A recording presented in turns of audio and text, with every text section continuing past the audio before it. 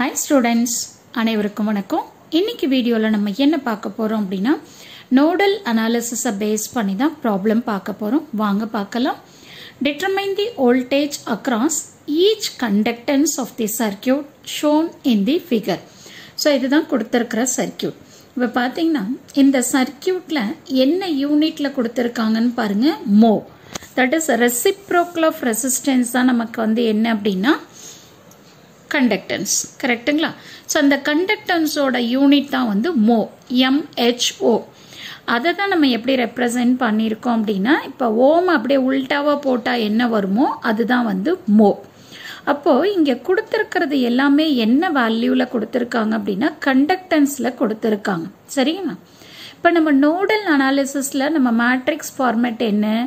G matrix into V matrix is equal to I matrix. So ஜிங்கிறது conductance. ஓகேவா? அப்போ நம்ம என்ன பண்ணணும் அப்படின்னா நோடு அவங்களே மார்க் பண்ணிட்டாங்க. ஸோ இது node 1 voltage V1, node 2 voltage V2ன்னு அவங்களே கொடுத்துட்டாங்க ப்ராப்ளம்ல. சரிங்களா? அப்போ நம்ம என்ன பண்ணணும், டாப்ல இருக்கிறத வந்து நம்ம மார்க் பண்ணிட்டோம், பாட்டம்ல இருக்கிறது நம்ம என்ன பண்ணணும், கிரவுண்டுன்னு எடுத்துக்கணும். சரியா? அப்போ இதுல டோட்டலா எத்தனை நோடு இருக்குன்னா 2 நோடு இருக்கு. அப்போ நம்ம என்ன பண்ணணும், 2x2 மேட்ரிக்ஸை ஃபார்ம் பண்ணணும். கரெக்டா? இங்க வந்து நம்ம வந்து ரெசிஸ்டன்ஸ்ல இருந்தாதான் 1/by போடணும். பட் ஆனா நமக்கு வந்து இங்க வந்து ரெசிஸ்டன்ஸ்ல இல்ல, எதுல இருக்கு, கண்டக்டன்ஸ்ல இருக்கு. அதனால நம்ம என்ன பண்ணணும் அப்படின்னா அப்படியே ஆட் பண்ணிக்க வேண்டியதுதான். ஓகேவா? இப்ப பாருங்க 2x2 மேட்ரிக்ஸ்ன்னு சொல்லிட்டேன். அப்போ ஃபார்மேட் என்ன, G11, G12, G21, G22. அது வந்து பார்த்தீங்கன்னா கண்டக்டன்ஸோட மேட்ரிக்ஸ். அன்னோன் வோல்டேஜ் வந்து V1, V2. So equal to I1, I2 நம்ம போடுவோம். கரெக்டுங்களா? இப்போ G11னா என்ன அப்படின்னா இந்த நோடு 1ல கனெக்ட் ஆயிருக்கிற எல்லா கண்டக்டன்ஸோட வேல்யூவும் ஆட் பண்ணிக்கணும். ஓகேவா? இங்க 4 இருக்கு, இங்க 2 இருக்கு. அப்ப இது ரெண்டத்தையும் ஆட் பண்ணா நமக்கு என்ன கிடைக்கும், 6ன்னு கிடைக்கும். அதுதான் நான் இங்க பண்ணிருக்கேன், 4 + 2. ஓகே. அடுத்தது வந்து G12. ஸோ G12னா என்ன அப்படின்னா நோடு 1க்கும் நோடு 2க்கும் இடையில இருக்கிற அந்த கண்டக்டன்ஸோட வேல்யூ. இப்போ நோடு 1 நோடு 2க்கு இடையில என்ன இருக்கு, எனக்கு 2ன்னு இருக்கு. பட் இந்த ஆஃப் டைகனல் எலிமெண்ட்ஸ் எல்லாமே நம்ம என்ன பண்ணுவோம் அப்படின்னா நெகட்டிவ்னு போடுவோம். ஸோ அதனால -2. அதே மாதிரி G21 என்னது, இது சிமெட்ரிக்குங்கிறதுனால G12 என்ன வேல்யூ வந்ததோ அதே தான் G21ஓட வேல்யூவும். கரெக்டா? அடுத்து G22. ஸோ G22 அப்படின்னா நோடு 2ல கனெக்ட் ஆயிருக்கிற எல்லா கண்டக்டன்ஸையும் நம்ம ஆட் பண்ணிக்கணும். இங்க 5 இருக்கு, இங்க 2 இருக்கு. அப்ப இது ரெண்டத்தையும் ஆட் பண்ணோம் அப்படின்னா நமக்கு 7ன்னு வந்துடும். ஸோ அன்னோன் வோல்டேஜ் வந்து V1, V2 is equal to current. இப்போ நோடு 1ல என்னென்ன கரண்ட் சோர்ஸ் இருக்குங்கிறத பார்க்கணும். இன்கமிங்ல இருக்கா, அவுட் கோயிங்ல இருக்கா அப்படிங்கிறத பார்க்கணும். இப்போ நோடு 1ன்னு எடுத்துக்கிட்டீங்க அப்படின்னா இந்த 10 ஆம்பியர் மட்டும்தான் நமக்கு வந்து என்ட்ரி ஆகுது. ஸோ இதுல இருந்து எந்த ஒரு லீவிங் கரண்ட்டும் இல்லை. ஸோ அதனால நம்ம வந்து நோடு 1ல இருக்கிற கரண்ட்டை 10ன்னு எடுத்துக்கிறோம். சரிங்களா?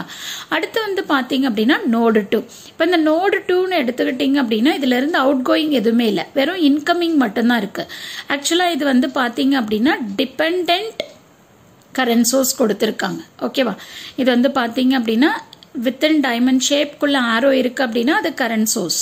கரெக்டா? அதோட வேல்யூ ஏரோ கொடுத்திருக்காங்க, 0.5 × Vxன்னு கொடுத்திருக்காங்க. ஓகேவா?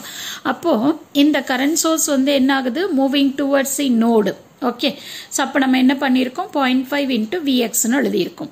அப்போ Vxனா என்ன அப்படின்னா இந்த 2 மோக்கு அக்ராஸா இருக்கிற வோல்டேஜ் தான் வந்து Vx. அப்ப நம்ம எப்படி எழுதிக்கலாம், Vx is equal to 2 × V1 - V2ன்னு எழுதிக்கலாம். ஓகேவா? பொட்டன்ஷியல் டிஃபரன்ஸ் வந்து பாத்தீங்கன்னா இங்க V1 இருக்கு, இங்க V2ன்னு இருக்கு. அப்ப பொட்டன்ஷியல் டிஃபரன்ஸ் என்னது, V1 - V2. இப்ப இங்க என்ன கண்டக்டன்ஸ் இருக்கு, Gன்னு இருக்கு. அதை எடுத்து எழுதிக்கலாம். ஓகேவா? சரி. இப்போ நம்ம என்ன பண்ணிட்டோம், மேட்ரிக்ஸை ஃபார்ம் பண்ணிட்டோம். ஸோ ஃபார்ம் பண்ணி முடிச்சதுக்கு அப்புறம் இதை வந்து நம்ம என்ன பண்ண முடியாது அப்படின்னா கால்குலேட்டரை வச்சு நம்ம வந்து ஃபைண்ட் அவுட் பண்ண முடியாது. ஏன்னா இதை ஃபர்தரா நம்ம சிம்பிளிஃபை பண்ணணும். அதனால என்ன பண்றோம் அப்படின்னா 6V1 - 2 × V2 is equal to 10ன்னு எழுதிக்கிறேன். அதே மாதிரி இந்த ஈக்குவேஷன் எப்படி எழுதலாம், -2V1 + 7V2 is equal to 0.5 × V1. இந்த 0.5 உள்ள மல்டிப்ளை பண்ணிக்கிறோம், அவ்வளவுதான். 0.5 × V1 - 0.5 × V2. இதை நம்ம சிம்பிளிஃபை பண்ணிக்கலாம். -2 × V1 + 7V2.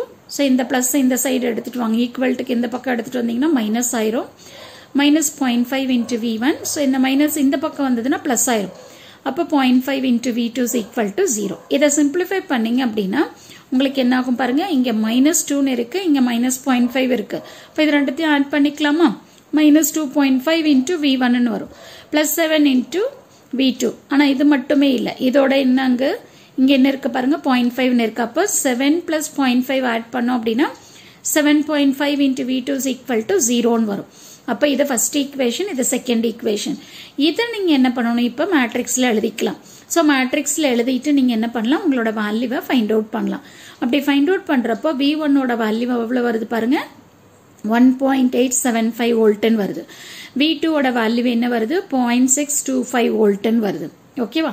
ஸோ இதுல என்ன கேட்டிருக்காங்க அப்படின்னா வோல்டேஜ் அக்ராஸ் ஈச் கண்டக்டன்ஸ் கேட்டிருக்காங்க.